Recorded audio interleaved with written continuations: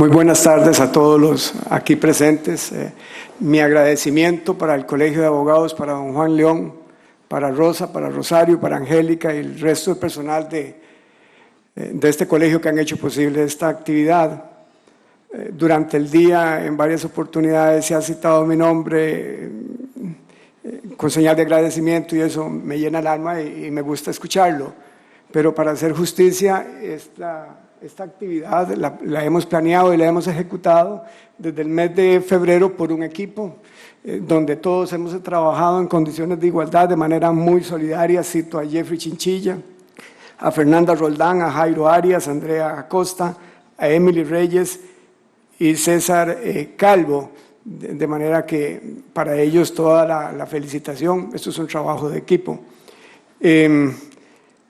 También quiero reconocer que durante el día de hoy han estado representaciones de diferentes colegios. Yo los felicito y esto enaltece el Colegio de Abogados en sus políticas de extensión social. La pregunta para la cual se nos invita a conversar es si es necesario reformar la Constitución política. ¿Qué es necesario reformar en caso de que la respuesta sea afirmativa? ¿Y cómo? La respuesta de entrada a la pregunta de si es necesario reformar la Constitución política es afirmativa. Pero no basta con que este servidor diga que sí. En ciencias sociales no podemos conducirnos por el mundo de las opiniones. Tenemos que construir criterios. Esta necesidad de reformar la Constitución política la testimonia 40 años de esfuerzos que ha realizado este país por hacer reformas importantes a la Constitución política y que no hemos podido realizar porque la Asamblea Legislativa no está en capacidad de emprender las grandes reformas que requiere el sistema. En estos 40 años se han intentado 11 veces convocar una asamblea constituyente y no se ha podido. En estos últimos 40 años, como lo mencionó don Walter Cotto, se han integrado por lo menos 24 grupos parecidos a juntas de notables que han hecho diagnósticos sobre el país y que han recomendado reformas estructurales del Estado y que se han quedado en el papel, incluyendo durante este gobierno.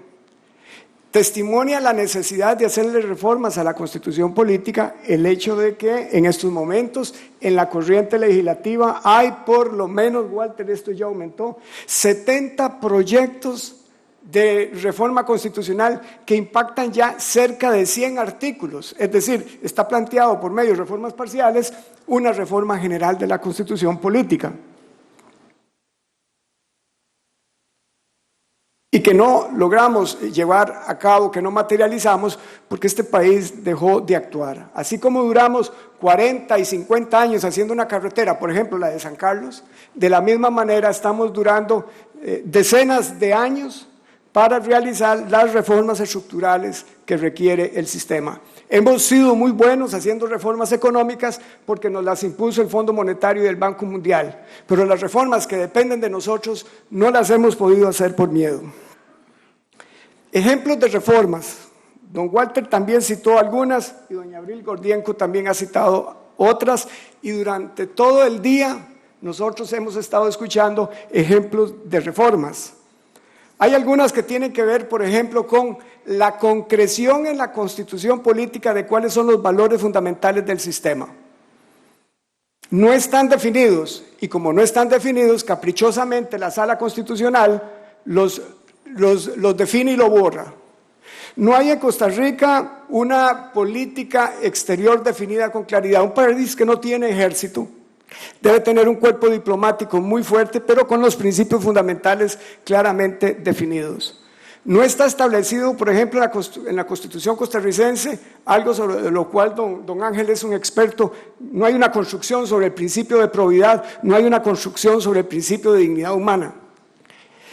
Todos decimos que tenemos que incrementar y es una necesidad de profundizar y aumentar el decálogo de los derechos humanos.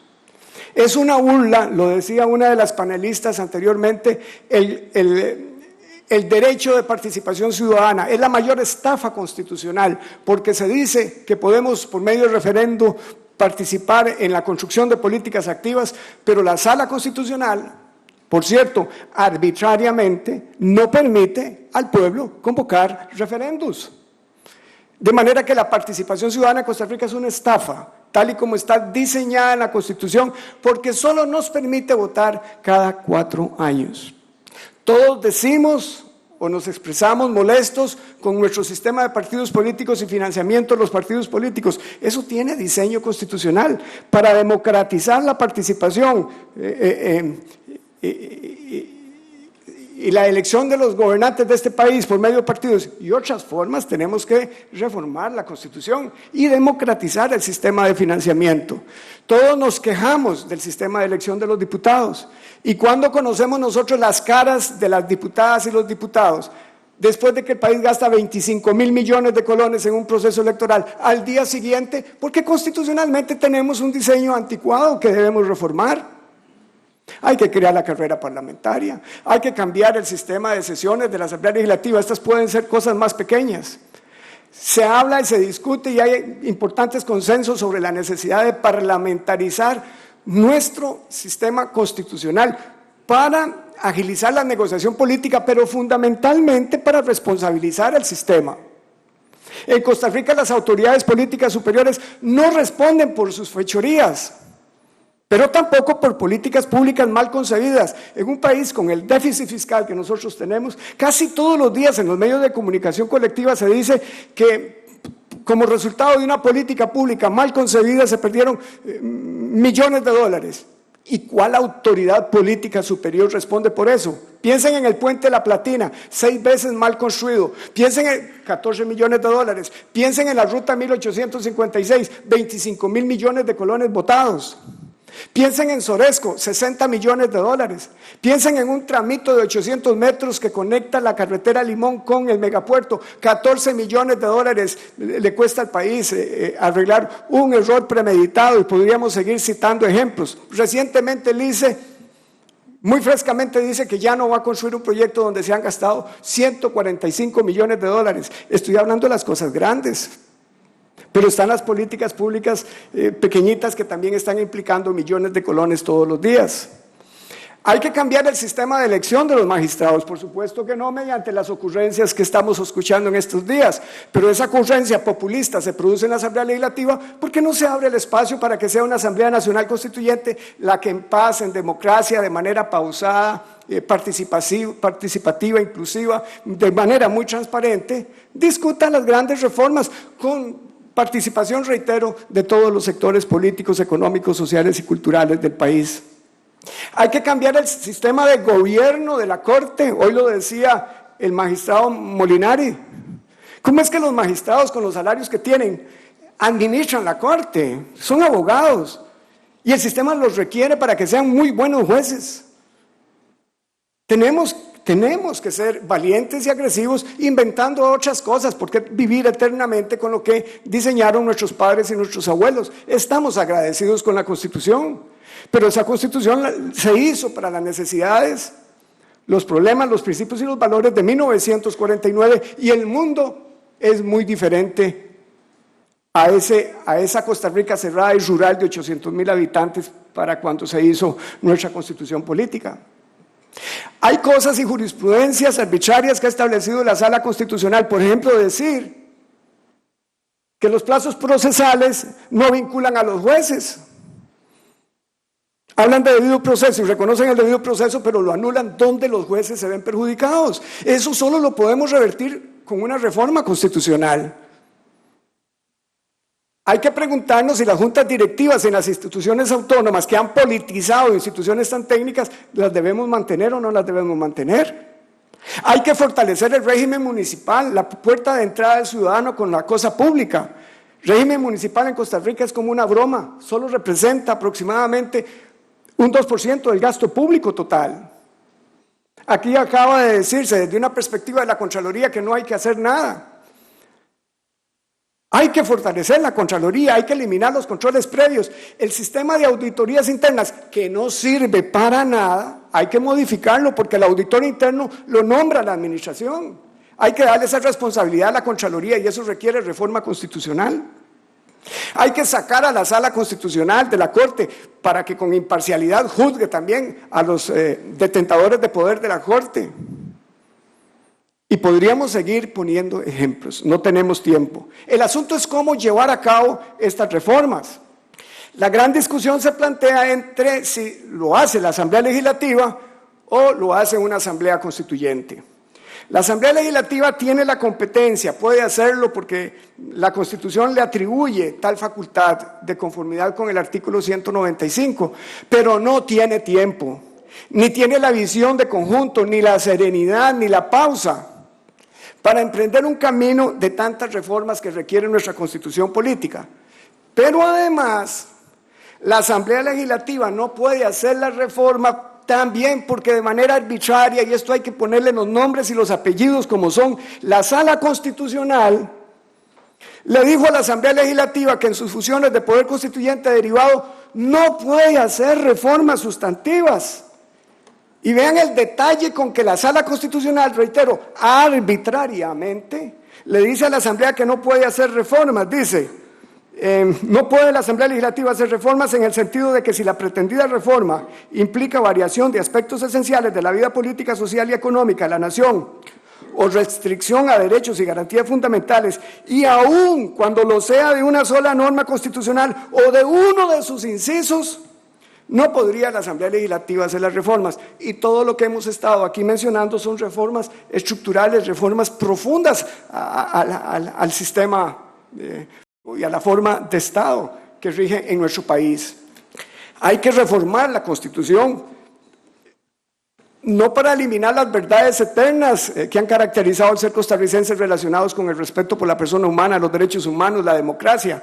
Esto que nos ha hecho grandes ante el mundo, la idea de que no tenemos ejército y que somos un país de paz, pero sí para modernizar la estructura del Estado para que responda a las necesidades de los tiempos actuales.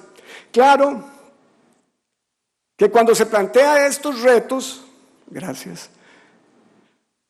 hay un sector de población que vive muy bien en una zona de confort, muchos académicos, mucha gente que ocupa los puestos superiores en la administración pública, que temerosamente construyen falacias, como decir que convocar una asamblea de la constituyente es un paso hacia lo desconocido, como que en una democracia hay pasos hacia lo desconocido, nos conocemos y los procedimientos son transparentes, que es como abrir mitos griegos, que es como abrir una caja de Pandora, nadie explica qué significa eso, pero que es como abrir una caja de Pandora, que es como firmar cheques en blanco, que es como dar pasos al vacío. ¿Quién dijo que esto va a ser en la noche?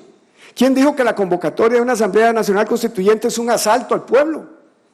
Es un proceso consensuado, construido, dialogado, transparente, donde la gente votará, donde habrán campañas electorales para definir quiénes van a ser las mujeres y los hombres constituyentes. Por cierto, muchachos, la Constitución que tenemos fue promulgada nada más por hombres. Nuestra Constitución tiene un claro perfil masculino, no hubo un solo afrodescendiente, ni también habían personas de otras etnias. Esa es la Constitución que nos rige. Se dice para oponerse a la reforma integral y la fundación de la Tercera República para que todos podamos vivir mejor, que no es posible porque la reforma constitucional no es la panacea, no es la solución a todos los problemas, cosa que es cierta. Pero entonces vamos a dejar de hacer reformas porque las reformas que se puedan hacer no lo solucionan todo. Parece a mí que eso es tener una mentalidad muy chata, muy tímida, muy timorata, en las palabras de un gran magistrado, don Rodolfo Pisa Escalante. Otros dicen, podemos seguir viviendo con la Constitución como está. No, hay gente que vive debajo de los puentes. Si por sobrevivir en este mundo se duerme en una acera y al final se amanece y alguien le regala a uno un bollo de pan y un poco de agua dulce para sobrevivir. No, lo que estamos planteando es una nueva Costa Rica. Es erradicar el miedo, es erradicar el pensamiento que dice que no estamos listos, que no estamos preparados. Es transformar la cultura del pueblo costarricense. Cuando hablamos de reformar la Constitución, estamos hablando de 3 niveles como mínimo. Cambiar la actitud del costarricense para que el costarricense entienda que podemos ser los arquitectos y constructores de nuestro propio destino. Que tenemos voz, que tenemos las posibilidades mediante un voto referendario de incidir sobre la estructura del Estado y no dejarle esto a eso que tanto criticamos, que son las políticas y los políticos del país. Cuando hablamos de una reforma constitucional, estamos planteando la necesidad de reformar la estructura del Estado, con expediente digital, con gobierno electrónico, con mecanismos para implementar la rendición de cuentas y la evaluación de resultados. Cuando hablamos de la reforma constitucional, por supuesto que hablamos también de hacerle algunas enmiendas a nuestra Carta Fundamental. Y yo creo, para concluir, que el mejor homenaje que se le puede hacer a nuestra Constitución política, a la cual le agradecemos 70 años de vida en paz y democracia, es reformándola. La mejor manera de conservar un carro no es esconderlo en la cochera. La mejor manera de conservar en pie una casa de habitación no es impidiendo las reformas o las reparaciones. La mejor manera de conservar las cosas es reparándolas de vez en cuando. Bueno, lo que estamos planteando es novedoso, es grande, es soñador, es para proyectar a Costa Rica, para que volvamos a ser tan inmensamente grandes como lo hemos sido en el pasado. Dejemos el miedo a un lado.